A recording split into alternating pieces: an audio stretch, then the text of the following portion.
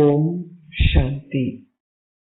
மே 29, 2024 காலை முரளி பாப்தாதா மதுபன். இனிமையான குழந்தைகளே, நினைவு செய்தல் மேலும் நினைவை தூண்டுகிறது. தன்னை அன்புடன் நினைவு செய்யும் குழந்தைகளினால் ஈர்க்கப்படுவதை தந்தையும் அனுபவம் செய்கின்றார். கேள்வி: உங்கள் முதிர்ச்சி ஸ்திதியின் அடையாளம் என்ன? அந்த ஸ்திதியை அடைவதற்கான முயற்சி என்ன? பதில்: குழந்தைகளாகிய நீங்கள் உங்கள் முதிர்ச்சி ஸ்திதியை அடையும் பொழுது உங்கள் பௌதீக உறுப்புகள் அனைத்தும் சாந்தமாகிவிடும். நீங்கள் உங்கள் பௌதீக உறுப்புகள் மூலம் தவறான செயல்கள் எதையும் செய்ய மாட்டீர்கள். உங்கள் ஸ்திதி ஆட்டி அசைக்க முடியாததாகிவிடும். இந்நேரத்தில் நீங்கள் அசைக்க முடியாத ஸ்திதியை கொண்டிருப்பதன் மூலம் உங்கள் பௌதீக உறுப்புகள் 21 பிறவிகளுக்கு கட்டுப்பாட்டில் இருக்கும். இந்த ஸ்திதியை அடைவதற்கு நீங்கள் உங்களை சோதனை செய்யுங்கள். அதனை குறித்து கொள்வதனால் நீங்கள் எச்சரிக்கையாக இருப்பீர்கள். உங்கள் பௌதீக உறுப்புகளை யோக சக்தியின் மூலம் மாத்திரமே உங்களால் கட்டுப்படுத்த முடியும். யோகம் மாத்திரமே உங்கள் ஸ்திதியை முதிர்ச்சியடைய செய்யும். ஓம் சாந்தி. இது நினைவு யாத்திரையாகும். குழந்தைகள் அனைவருமே இந்த நினைவு யாத்திரையில் நிலைத்திருக்கிறார்கள். இப்பொழுது இங்கே குழந்தைகளாகிய நீங்கள் மாத்திரமே அருகில் இருக்கின்றீர்கள். அதேபோல் குழந்தைகள் எங்கே இருந்தாலும் அவர்கள் தந்தையை நினைவு செய்கிறார்கள். அதனால் அவர் இயல்பாகவே நெருங்கி வருகின்றார். அதேபோல் சில நட்சத்திரங்கள் சந்திரனுக்கு மிக அருகாமையில் இருப்பதனால் அவை மிகவும் ஒளிவிட்டு பிரகாசிக்கின்றன. சில அருகாமையில் இருக்கின்றன, மற்றவை தொலைவில் இருக்கின்றன. குறிப்பிட்ட நட்சத்திரம் ஒன்று அருகாமையில் இருப்பதால் மிக பிரகாசமாக ஒளிர்வதையும் மற்றொன்று முற்றிலும் பிரகாசமின்றி இருப்பதையும் உங்களால் பார்க்க முடியும். நீங்களும் இவ்வாறு போற்றப்படுகிறீர்கள். நீங்களே ஞான யோக நட்சத்திரங்கள். குழந்தைகளாகி நீங்கள் ஞான சூரியனை கண்டு கொண்டீர்கள். தந்தை சேவாதாரி குழந்தைகளை மாத்திரமே நினைவு செய்கின்றார். தந்தை சர்வ சக்திவானாக இருக்கின்றார். அந்த தந்தையை நீங்கள் நினைவு செய்யும் பொழுது அந்த நினைவு மேலும் நினைவை தூண்டுகிறது. அவ்வாறான சேவாதாரி குழந்தைகள் எங்கு இருந்தாலும் ஞான சூரியனாகிய தந்தையும் அவர்களை நினைவு செய்கின்றார். குழந்தைகளும் அவரை நினைவு செய்கிறார்கள். தன்னை நினைவு செய்யாத குழந்தைகளை தந்தை நினைவு செய்வது இல்லை. தந்தையின் நினைவு அவர்களை சென்றடைவதில்லை. நினைவு நிச்சயமாக நினைவை தூண்டுகிறது. குழந்தைகளும் பாபாவை நினைவு செய்ய வேண்டும். பாபா, நீங்கள் என்னை நினைவு செய்கின்றீர்களா என குழந்தைகள் கேட்கிறார்கள். தந்தை கூறுகின்றார், ஏன் இல்லை? இவ்விதமாக உங்களை தந்தை ஏன் நினைவு செய்ய மாட்டார்? மிக தூய்மையானவர்களும் தந்தையின் மீது அளவற்ற அன்பு கொண்டவர்களுமாகிய குழந்தைகள் இந்த வகையில் தந்தையின் நினைவையும் ஈர்க்கிறார்கள். நீங்கள் ஒவ்வொருவரும் உங்களை இவ்வாறு கேட்க முடியும், நான் எந்த அளவிற்கு பாபாவை நினைவு செய்கின்றேன்? ஒரே ஒருவரின் நினைவில் நிலைத்திருக்கும் பொழுது நீங்கள் இப்பழைய உலகை மறந்து விடுகின்றீர்கள். நீங்கள் தந்தையை நினைவு செய்து பின்னர் அவரை சென்று சந்திக்கின்றீர்கள். அவரை சந்திக்கும் நேரம் இப்பொழுது வந்துள்ளது. தந்தை உங்களுக்கு நாடகத்தின் ரகசியங்களையும் விளங்கப்படுத்தியுள்ளார். தந்தை வந்து குழந்தைகளாகிய உங்களை தனது ஆன்மீக குழந்தைகள் ஆக்குகின்றார். எவ்வாறு தூய்மையற்றவர்களில் இருந்து தூய்மையானவர்கள் ஆகுவது என்று அவர் உங்களுக்கு கற்பிக்கின்றார். தந்தை ஒரே ஒருவரே. அனைவரும் அவரை நினைவு செய்கிறார்கள். எவ்வாறாயினும் தங்கள் சொந்த முயற்சிகளுக்கு ஏற்ப வரிசை கிரமமாக அனைவரும் அந்த நினைவை பெறுகின்றார்கள். அவரை நீங்கள் எந்த அளவிற்கு அதிகமாக நினைவு செய்கின்றீர்களோ அந்த அளவிற்கு அதிகமாக பாபா உங்கள் முன்னிலையில் நிற்பதை போல் இருக்கும். இவ்வாறே நீங்கள் உங்கள் கர்மாதி ஸ்திதியை அடைவீர்கள். நீங்கள் பாபாவை எந்த அளவிற்கு அதிகமாக நினைவு செய்கின்றீர்களோ அந்த அளவிற்கு உங்கள் பௌதிக உறுப்புகள் குறைவாகவே விஷமத்தனத்தை விளைவிக்கும். பௌதிக உறுப்புகள் விஷமத்தனம் செய்யும் பொழுது அது மாயை என அழைக்கப்படுகிறது. பௌதிக உறுப்புகளால் தீய செயல்கள் எதுவும் செய்யப்படக்கூடாது. இங்கே நீங்கள் யோக சக்தி மூலம் பௌதிக உறுப்புகளை வெற்றி கொள்ள வேண்டும். அம்மக்கள் மருந்துகளால் தங்கள் உறுப்புகளை கட்டுப்படுத்துகிறார்கள். பாபா, ஏன் என்னால் இந்த உறுப்புகளை கட்டுப்படுத்த முடியாதுள்ளது என குழந்தைகள் கேட்கிறார்கள். தந்தை கூறுகின்றார், தந்தையை நீங்கள் அதிகளவு நினைவு செய்யும் பொழுது உங்கள் பௌதிக உறுப்புகள் கட்டுப்படுத்தப்படும். இதுவே கர்மாதி ஸ்திதி என அழைக்கப்படுகிறது. இதனை நினைவு யாத்திரை மூலம் மாத்திரமே அடைய முடியும். அதனாலேயே பாரதத்தின் புராதன யோகம் நினைவு கூறப்படுகிறது.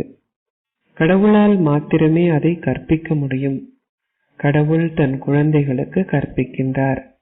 யோக சக்தி மூலம் விகாரமான இந்த பௌதீக உறுப்புகளை வெற்றி கொள்வதற்கு நீங்கள் முயற்சி செய்ய வேண்டும். இறுதியில் நீங்கள் முழுமையடைவீர்கள். உங்கள் முதிர்ச்சி ஸ்திதியை நீங்கள் அடையும் பொழுது உங்கள் பௌதீக உறுப்புகள் எதுவும் விஷமத்தனம் செய்யாது. இப்போது விஷமத்தனங்கள் அனைத்தையும் முடிவடைய செய்வதனால் 21 பிறவிகளுக்கு உங்கள் எந்த பௌதீக உறுப்புகளும் உங்களை ஏமாற்ற முடியாது. பின்னர் 21 பிறவிகளுக்கு உங்கள் பௌதீக உறுப்புகள் கட்டுப்படுத்தப்படுகின்றன. காமமே பிரதான விஷயமாகும். நினைவில் இருப்பதனால் உங்கள் பௌதீக உறுப்புகள் கட்டுப்படுத்தப்படும். இப்போது உங்கள் பௌதீக உறுப்புகளை கட்டுப்படுத்துவதால் அரை சக்கர காலத்திற்கு பரிசு ஒன்றை பெறுகின்றீர்கள். உங்களால் அவற்றை கட்டுப்படுத்த முடியாதுவிட்டால் பாவங்கள் தொடர்ந்தும் எஞ்சி இருக்கும். யோக சக்தியின் மூலம் தொடர்ந்தும் உங்கள் பாவங்கள் அழிக்கப்படும். நீங்கள் தொடர்ந்தும் தூய்மையாகுவீர்கள். இதுவே முதல் இலக்க பாடமாகும். தூய்மையற்றவர்களிலிருந்து தூய்மையானவர்கள் ஆகுவதற்கே நீங்கள் தந்தையை கூவி அழைக்கின்றீர்கள். அதனால் தந்தையே வந்து உங்களை தூய்மையாக்குகின்றார். தந்தை மாத்திரமே ஞானம் நிறைந்தவராவார். தந்தை கூறுகின்றார், உங்களை ஓர் ஆத்மாவாக கருதி தந்தையை நினைவு செய்யுங்கள். இதுவும் ஞானமே. ஒன்று யோகத்தை பற்றிய ஞானமும் மற்றொன்று 84 பிறவி சக்கரத்தை பற்றிய ஞானமும் ஆகும். இரு வகையான ஞானம் இருக்கிறது. அதனை அடுத்து தெய்வீக குணங்கள் என்ற பாடம் இயல்பாகவே இவை இரண்டிலும் அமிழ்ந்திருக்கிறது. நீங்கள் மனிதர்களிலிருந்து தேவர்களாக மாறுகின்றீர்கள் என்பது குழந்தைகளாகிய உங்களுக்கு தெரியும் என்பதால் நிச்சயமாக நீங்கள் தெய்வீக குணங்களை கிரகிக்க வேண்டும். நீங்கள் உங்களை சோதிக்க வேண்டும். அதை குறித்துக் கொள்வதன் மூலம் உங்களை குறித்து நீங்கள் எச்சரிக்கையாக இருப்பீர்கள். உங்களை சோதிப்பதனால் தவறுகள் எதுவும் செய்ய மாட்டீர்கள். தந்தையே கூறுகின்றார், என்னை மாத்திரம் நினைவு செய்யுங்கள். பாபாவே தூய்மையாக்குபவர் என நீங்கள் அறிந்திருந்ததால் தான் நீங்கள் என்னை அழைத்தீர்கள். அவரே வரும்பொழுது மாத்திரமே அவர் உங்களுக்கு இந்த வழிகாட்டல்களை கொடுக்கின்றார். ஆத்மாக்களாகிய நீங்கள் இப்பொழுது இந்த வழிகாட்டல்களை பயிற்சி செய்ய வேண்டும். நீங்கள் அந்த ஷரீரங்கள் மூலம் பாகம் ஒன்றை நடக்கின்றீர்கள். அதனால் நிச்சயமாக தந்தை இவருக்குள் பிரவேசிக்க வேண்டும்.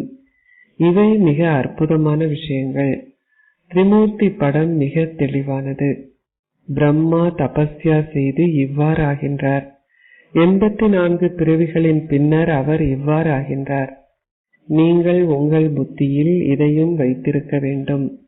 பிராமணர்களாகிய நாங்கள் தேவர்களாக இருந்தோம். பின்னர் 84 பிறவிகளின் சக்கரத்தில் சுற்றி வந்தோம்.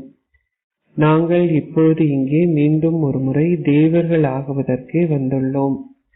தேவ வம்சம் முடிவடையும் பொழுது பக்தி மார்க்கத்தில் அவர்கள் அதிக அளவு அன்புடன் நினைவு செய்யப்படுகிறார்கள். தந்தை இப்பொழுது உங்களுக்கு அந்த அந்தஸ்தை அடையும் வழியை காட்டுகின்றார். நினைவும் மிக இலகுவானதாக இருக்க வேண்டும். அதற்கு உங்களுக்கு தேவைப்படுவது ஒரு தங்க பாத்திரமே ஆகும். நீங்கள் எந்த அளவிற்கு அதிகமாக முயற்சி செய்கின்றீர்களோ அந்த அளவிற்கு அதிக கருத்துகள் வெளித்தோன்றும். நீங்கள் தொடர்ந்தும் ஞானத்தை மிகவும் நன்றாக பகிர்ந்து கொள்வீர்கள். பாபாவே உங்களில் பிரவேசித்து ஞானத்தை கொடுப்பதாக நீங்கள் உணர்வீர்கள். பாபாவும் பெருமளவில் உதவி செய்கின்றார். நீங்கள் மற்றவர்களுக்கும் நன்மை அளிக்க வேண்டும். அதுவும் நாடகத்தில் நிச்சயிக்கப்பட்டுள்ளது. ஒரு வினாடி மற்றொன்றை போன்று இருக்க முடியாது. காலம் தொடர்ந்தும் கடந்து செல்கிறது. பல வருடங்களும் பல மாதங்களும் எவ்வாறு கடந்து சென்று விட்டன? ஆரம்பத்திலிருந்து காலம் தொடர்ந்தும் கடந்து சென்று விட்டது. இந்த வினாடி மீண்டும் 5000 வருடங்களுக்கு பின்னர் வரும். இதுவும் நன்றாக புரிந்து கொள்ளப்பட வேண்டும். நீங்கள் தந்தையை நினைவு செய்யவும் வேண்டும். அதன் மூலமே உங்கள் பாவங்கள் அழிக்கப்பட முடியும். வேறு எந்த வழியும் கிடையாது. நீங்கள் இதுவரை செய்து வந்த அனைத்தும் பக்தியே ஆகும். மக்கள் கூறுகிறார்கள், கடவுள் பக்தியின் பலனை கொடுப்பார். அவர் எத்தகைய பலனை கொடுப்பார்? எப்பொழுது, எவ்வாறு அவர் அதனை கொடுப்பார்? அவர்கள் முற்றிலும் எதனையும் அறிய மாட்டார்கள். தந்தை பலனை கொடுப்பதற்காக வரும்பொழுது கொடுப்பவரும் பெறுபவர்களும் ஒன்றாகவே வருகிறார்கள். நாடகத்தின் அந்த பாகம் தொடர்ந்து நகர்ந்து செல்கிறது. முழு நாடகத்திலும் இதுவே உங்கள் இறுதி வாழ்க்கையாகும். ஒருவர் தனது சரீரத்தை நீக்கிவிடுவதும் சாத்தியமாகும். அவர்கள் வேறொரு பாகத்தை நடிக்க வேண்டி இருந்தால் அவர்கள் பிறப்பெடுக்கவும் முடியும். கர்ம கணக்குகள் அதிகம் கொண்டிருப்பவர்கள் மற்றொரு மறுபிறவி எடுக்க முடியும். பல பாவங்களை கொண்டவர்கள் தொடர்ந்தும் ஒன்றின் பின் ஒன்றாக மீண்டும் மீண்டும் பிறவிகள் எடுப்பார்கள். அவர் கர்ப்பப்பையில் பிரவேசித்து துன்பத்தை அனுபவம் செய்து பின்னர் ஷரீரத்தை நீக்கி வேறொன்றை எடுப்பார். இதுவே மக்கள் காசியில் தங்களை அர்ப்பணிக்கும் பொழுது ஏற்படும் நிலையாகும். அவர்களின் தலை மீது பல பாவங்கள் உள்ளன. யோக சக்தி கிடையாது. காசியில் உங்களை அர்ப்பணிப்பது என்றால் ஷரீரம் தற்கொலை செய்வதாகும். தான் தற்கொலை செய்வதை ஆத்மா புரிந்து கொள்கின்றார். நீங்கள் கூறுகின்றீர்கள், பாபா, நீங்கள் வரும்பொழுது நான் என்னை உங்களிடம் அர்ப்பணிப்பேன். எவ்வாறாயினும் பக்தி மார்க்கத்தில் மக்கள் தங்களை அர்ப்பணிக்கின்றார்கள். அது பக்தியாகும். தான தர்மங்கள், புண்ணியங்கள், யாத்திரைகள் போன்ற எதனை நீங்கள் செய்தாலும் யாருடன் அந்த பரிமாற்றங்கள் உள்ளன? அது பாவ ஆத்மாக்கள் உடனாகும். இது ராவண ராஜ்யமாகும். தந்தை கூறுகின்றார், எச்சரிக்கையுடன் ஒரு பரிமாற்றத்தை செய்யுங்கள். நீங்கள் எதையாவது தீய செயலுக்காக பயன்படுத்துவீர்களாயின் அது உங்கள் தலையில் சேகரிக்கப்படும். நீங்கள் பெருமளவு எச்சரிக்கையுடன் தான தர்மங்கள் செய்ய வேண்டும். ஏழைகளுக்கே அன்னதானங்களும் ஆடைகளும் வழங்கப்படுகின்றன.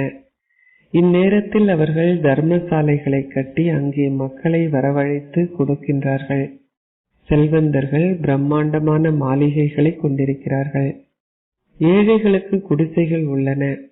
அவர்கள் அசுத்தமான கால்வாய்களின் அருகே வாழ்கிறார்கள்.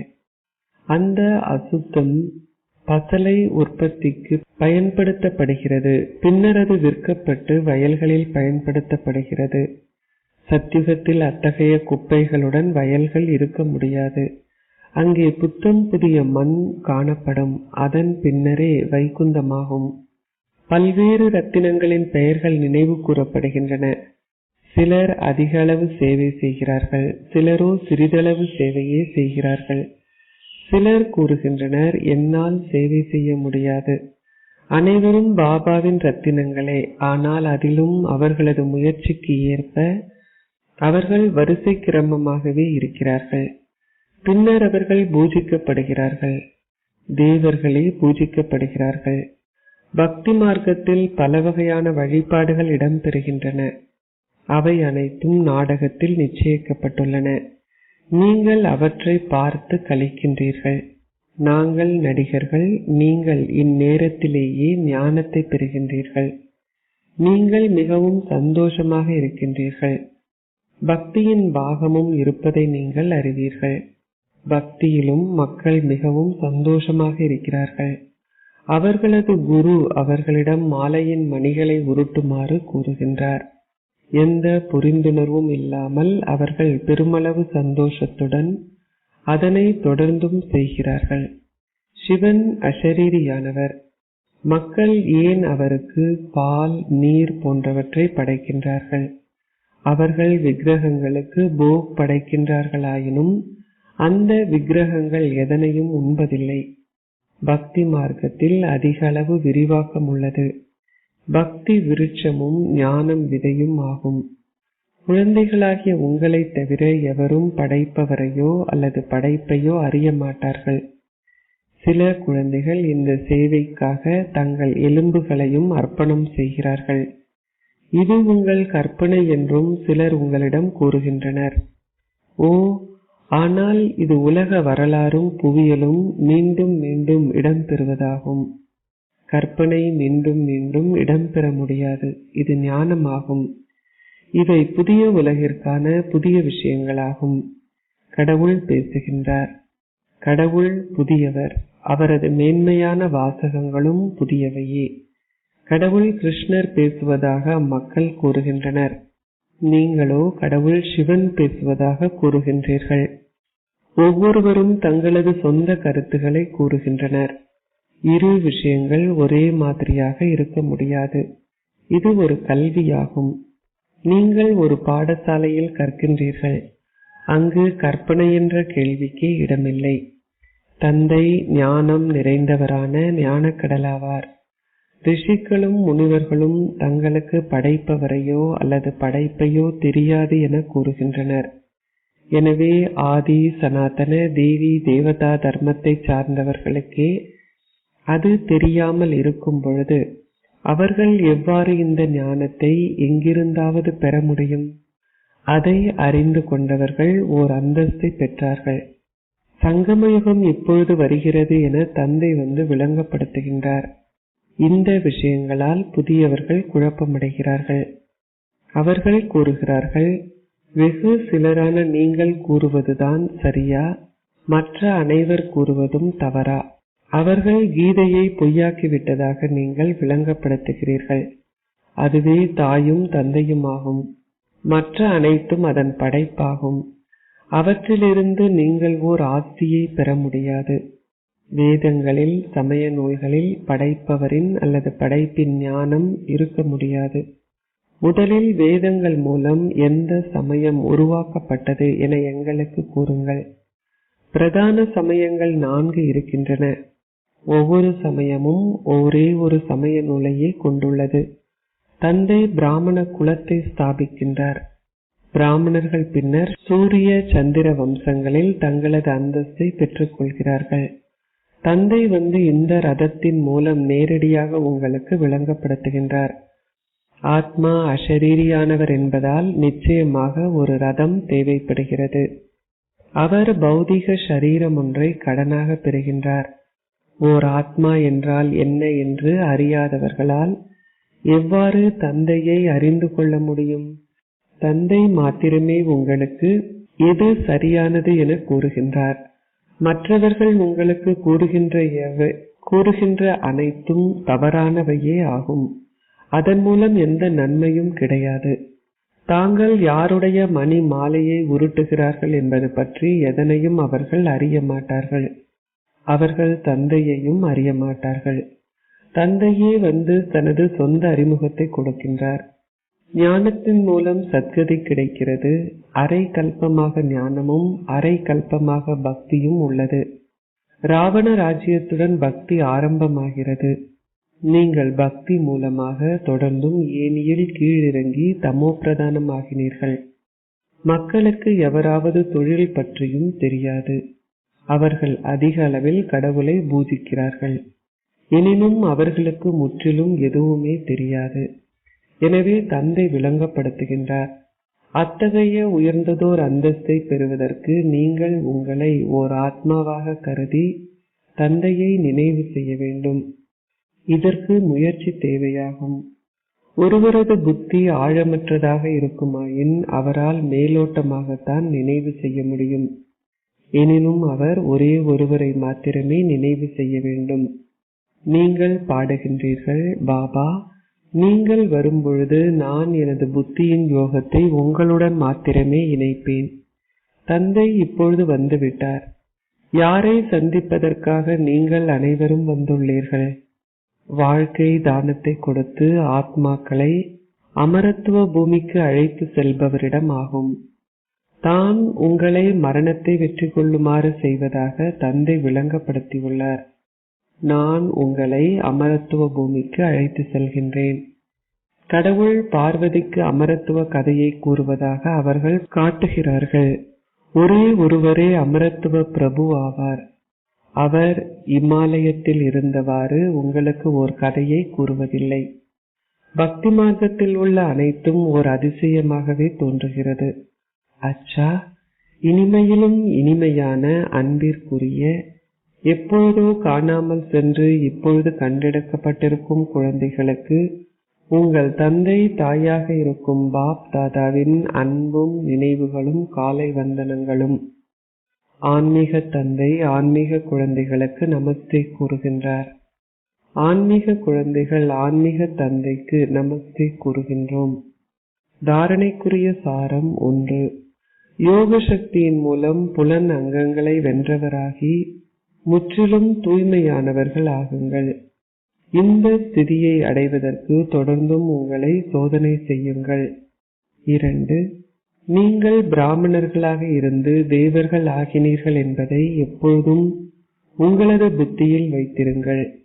இப்பொழுது நீங்கள் தேவர்கள் ஆகுவதற்காக இங்கு மீண்டும் வந்துள்ளீர்கள்.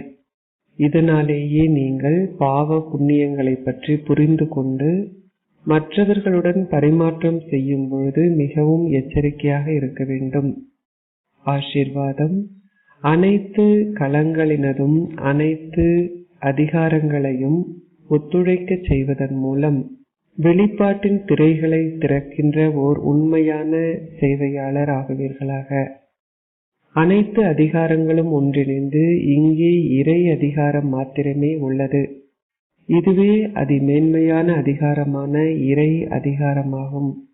அதாவது ஆன்மீகத்தின் அதிகாரம் என கூறும் பொழுது வெளிப்பாட்டின் திரை திறக்கப்படுகிறது. அனைவரும் ஒரே மேடையில் ஒன்றிணைந்து ஸ்நேக் மிலனை அன்பான ஒன்று கூடல் கொண்டிருக்கட்டும். இதற்கு அவர்கள் நெருங்கி வருவதற்கு அவர்களை அன்பின் இழையினால் கட்டி அவர்களை ஒத்துழைக்க செய்யுங்கள். இந்த அன்பானது அவர்கள் அனைவரையும் ஒரே இடத்திற்கு வரவழைத்து ஒரு காந்தம் போன்று ஈர்த்து அவர்களை ஒத்துழைக்க செய்கிறது. எனவே இப்பொழுது இறுதி வெளிப்பாட்டிற்கான உங்கள் கதாநாயக பாகங்களுக்கான கருவிகள் ஆகி சேவை செய்யுங்கள். அப்பொழுது நீங்கள் உண்மையான சேவையாளர்கள் எனப்படுவீர்கள். ஸ்லோகம். நீங்கள் செய்கின்ற சேவையின் மூலம் அனைவரது ஆசீர்வாதங்களையும் பெறுவது உயரச் செல்வதற்கு ஓர் ஊர்தியாகும். ஓம் சாந்தி.